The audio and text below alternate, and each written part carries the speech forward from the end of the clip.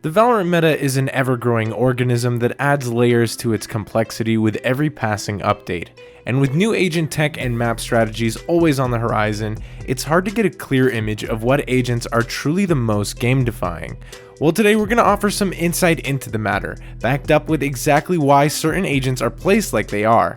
Courtesy of Esports Driven, this is our agent tier list as of patch 5.01, so let's get right into the list. We're going to be working our way up the scale, starting with the D tier, being the worst of the agents, going all the way up to the S tier, which denotes the agent potentially being broken because of their kit. Now, who deserves the pick for the worst agent in the game? We were actually going to choose Phoenix, but thanks to the general positive feedback for his buffs in patch 5.01, we'll spare him. Yes, the actual worst agent in the game right now is Reyna.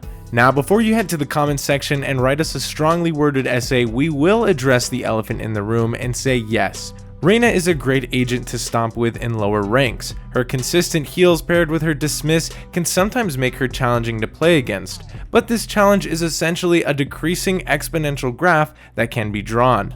Once you get to about platinum to diamond level in skill, her purpose is greatly overshadowed by superior agents that can supply much more to their team than a destructive flash.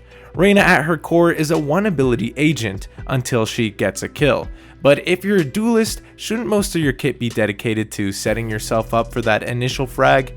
In someone like Raze's case, she has a bot that grabs info, a great nade for clearing tight areas, her satchels provide her movement, and rocks a high value ult. This means for Reyna to provide any value, she has to get that opening pick. In high ranks, players simply play far too intricately to just feed into a Reyna player.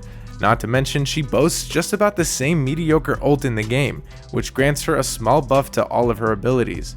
Of course, without a kill to use, the ult is essentially a stim beacon that only helps her. Even after all this, Reyna still ends up in most, if not all, ranked matches, and your team suffers for its verbatim. A complete rework is in order for Riot's beloved Juno-esque, and it's time we see some changes. Okay, this was a lot to digest, but getting back to the topic of Phoenix, he's still overall an underwhelming duelist, juggling 4 subpar abilities. The flash and ult got some nice buffs, but in an ironic way. It seems that they only buffed the parts of Phoenix that were already good. His blaze and hot hands, however, did not receive any love this time around. Finding consistent value with these two abilities can be a challenge outside of its healing element, and that in itself is slow and clunky. His ultimate is still very easily countered if he doesn't start the run-in back in an excessively safe position, and even then he can still be outplayed by Brimstone and Ursus ult respectively. He's going to remain in the D tier if no changes come his way, but hey, at least he has more than one ability. The final entry to the D or unplayable tier unfortunately has to end with Cypher. Now we'll preface this and say that Amir does function a lot better at his specific role of Sentinel, but just in a lackluster way. Most people know how to get around his tripwires. They're loud, easy to shoot, and even if a player is stupid enough to walk into one, the time it takes to wind up the stun feature is absurdly long. The main value the trip provides is revealing enemies through walls and smokes, and that is great for sight holding. The problems with Cypher start to add up when he has to play on the T side. Unlike other Sentinels, Cypher has almost zero tools to help his team take a bomb site. Killjoy has mollies and a bot that clears angles, not to mention a super strong ultimate for taking space. Chamber can play as aggressively as he wants and use his TP to get out of any danger he faces. On top of these differences, Cypher wields, in our opinion, the worst ultimate in the game. Neutral Theft reveals all remaining enemy locations, but only after first getting a kill to activate it, and then a long windup elapses where enemies can quickly reposition and essentially counter the info it supplies. We'll start rapid firing some of these agents in the C and B tier as they're mostly balanced or just slightly weak.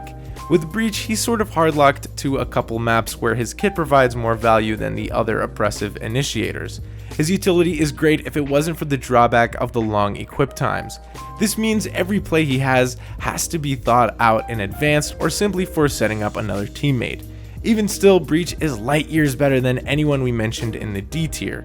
We just don't recommend him unless you're planning on being a one trick or just filling on Fracture. Killjoy is next in the C tier, and she shares a lot of the same problems Cypher does. being generally weak Sentinel utility and not providing a whole ton as attackers.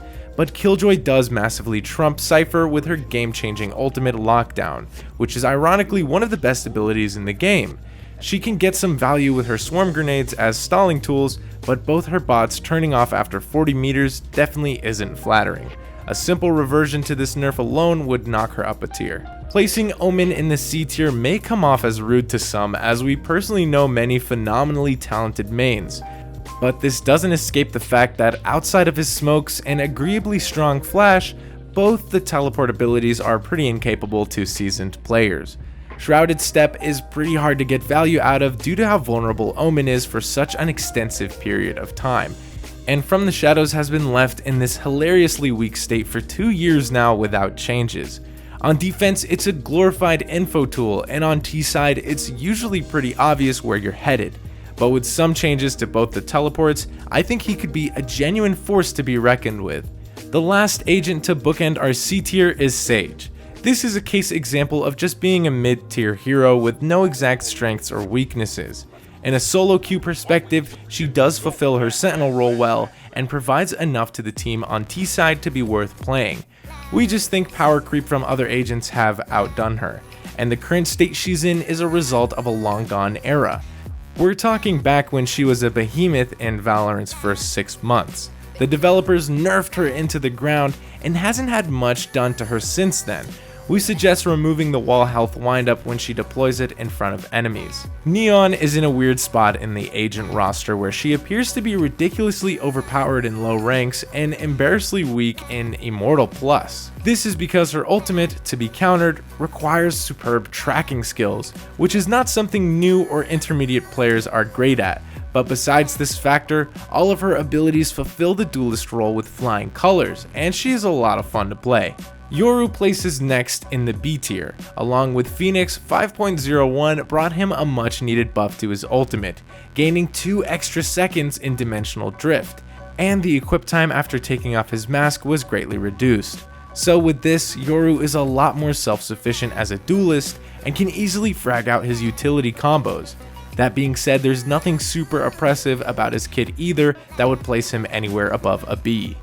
Brimstone has earned himself a spot in B after a very long time of being a meme tier agent. His stim combined with his burst action smokes make him a dangerous force to be reckoned with as attackers, combined with his ridiculous 14-second post-plant stall. Lineup Larrys are birthed with agents like Brim, and it's exciting to see all the insane tech people come up with to secure kills with his kit. Just a great agent with consistent value here. Final agent in our B tier is Skye. A while back, her flashes were made a bit slower upon activation, and later Fade was added to the mix of initiators. What Skye has going on for her is how self-reliant she can be with her utility, unlike someone like Breach, who usually has to play as support. The heal is nice, and the ultimate always gives superb value. Skye is the cornerstone of an entry support hybrid, and is always a welcome agent pick. Alright, ring the hot take alarms again. Starting the A tier, we've placed Jett at the bottom. She's been terrorizing ranked lobbies for almost 2 years now, but after the eventual dash rework, it feels like things have finally slowed down for her. Not to mention the pounding of nerfs she's received over the game's lifespan. But even still, you just can't seem to get Jetts out of your lobbies. After all this time, she's still one of the best entry agents in the game, and the way people dance around their cloudbursts is a delight to watch. But simultaneously, we believe there are just stronger agents out there that do a lot more than make flashy YouTube montages. Something I never thought I'd end up saying is, after the colossal nerfs Astra received in patch 4.04, she'd still wind up as a solid A tier agent. Yes, everyone put your pitchforks down. This is another classic example of the community overreacting to developer changes. Just because you rarely see her played in ranked doesn't make her any less of a global force to dread. The only thing that's changed with Astra is her cooldowns and having one less star. All of her abilities, including the general ability to instantly pop any star across the map on command, or whenever it's most convenient for her, it's undeniably strong. There's still zero counter to place stars, essentially making her a sentinel simultaneously. Combine that with sucks and stuns on the spike for post plant? Good luck winning that one. Astra's Cosmic Divide essentially guarantees the advantage for the round too. Whether you're an attacker or a defender, that's essentially it. Play Astra. Doubled up next to our favorite Ghanaian agent is the other meta controller on this list, Viper. Regarded as mandatory on some maps like Breeze and Icebox, even if partially untrue, you can't deny her influence across a round. If you try to hit her sight, you're going to have to maneuver the maze of poisonous traps she can set up. And as attackers, she can cut off multiple long sight lines with one wall. That's completely free and redeployable. Let's not forget the nightmare that is her ultimate, which, once it's down, you virtually can't retake the site. She takes all the beats from Brimstone as well with her lineups, which leads to nearly infinite setups and innovations. Oh, and she is an incredible lurk. Gift wrap all that up, and that gives us the Viper we know and fear today. To wrap up the A tier, we're gonna place Sova and Fade in the relative same position. We shouldn't have to go over how powerful the recon abilities from both of these agents are. Reganing wall hacks screams meta. In pro play, it's rare to not see either of them in a team comp. The only thing that differentiates them is their playstyle. Fade has an objectively more aggressive kit for taking space, while Sova thrives more in setting up teammates with complex lineups for recons and shocks. Plus, the drone is essentially the best ability in the game that isn't an ultimate. If you're looking for a new main to climb with or simply need to fill as an initiator, this is the top of the meta mountain. Now that we're covering the top 3 agents, we'll preface and say these agents are definitely unbalanced in the greater scheme of things. But instead of suggesting nerfs, we'd rather see weaker characters brought up to their level, starting with Raze. She simply does everything you want an entry agent to do. She gains info with her boombot, her grenade is universally useful on every map, her satchel allows her to get into off angles and aggressively take space on both sides. If an enemy is found and Raze has her ult, that enemy is dead. It's that simple, and that simplicity is what makes her so great. Let's also add how she's essentially the only duelist in her class that can actually hold a sight too. Raze is a hard-hitting, almost unfair character. Almost. Our second place goes to KO, who has actually only been regarded as OP for a short time now, thanks to some quality of life changes he received in patch 5.01. His fragment grenade can now hit enemies through walls at the cost of being slightly smaller in diameter.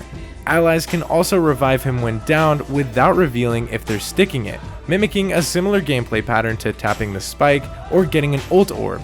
KO's flashes are near impossible to dodge or hear coming, and their ability to set teammates up for executes is unmatched. Being able to find and suppress enemies in an instant is incredibly strong against comps that heavily rely on utility, and makes breaking through tough choke points a breeze. KO is quite literally a machine right now. Alright, to some of you this was coming, especially if you're a highly competitive player in Immortal or Radiant. Yeah, it's Chamber. The well-dressed, teleporting French businessman has terrorized ranked lobbies for far too long now, and it doesn't appear he's going to be changed anytime soon. Let's rapid fire his kit. He gets a Pocket Guardian that pulls out in an instant for 100 creds a shot. He can legitimately play off any angle and instantly get away after taking a shot, assuming he has his teleport anchors set up properly. His trip slow radius is massive, and you have to shoot the gadget near instantly to not get affected by it. Yes, he had one taken away from him a while back, but this barely scratches the surface of why Chamber is so busted. It's that damn ult. The Tour de Force, or better known as the Skill Cannon, is a hyper-buffed op that shoots at the rate of a marshal. Combined with his get-out-of-jail-free card and slamming enemies in a massive slow upon kill, you're going to essentially pray the next angle you swing doesn't have him lurking around. This is the only agent that is fundamentally broken, and we'd love to see some balance changes coming soon, hopefully without completely gutting him out either. That was a mouthful, and we congratulate you for making it to the end of this video. But before you go, check out the rest of the esports driven catalog if you're interested in boosting your game sense and staying updated on the latest Valorant news. And if you absolutely despise this list, let us know in the comment section below. Until next time, everyone.